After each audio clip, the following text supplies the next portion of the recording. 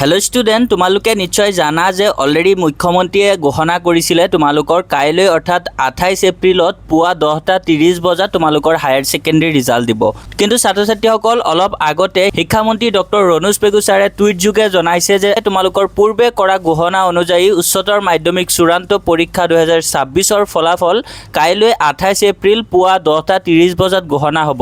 তাৰ পূৰ্বে পুৱা 7:30 বজাত আনুষ্ঠানিকভাৱে সংবাদ বিজ্ঞপ্তি প্ৰকাশ পাব। সকলো পৰীক্ষাৰ্থীলৈ আগতীয়াকৈ শুভেচ্ছা জ্ঞাপন কৰিলোঁ। তো ছাত্ৰ ছাত্ৰীসকল তোমালোকৰ কাইলৈতো হায়াৰ ছেকেণ্ডেৰী ৰিজাল্ট দিব, এইটো তোমালোকে জানাই।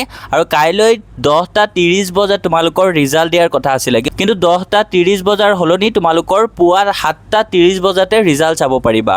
আৰু শিক্ষামন্ত্ৰী ডক্টৰ ৰণোজ পেগু ছাৰে এইটো টুইট যোগে জনাইছে।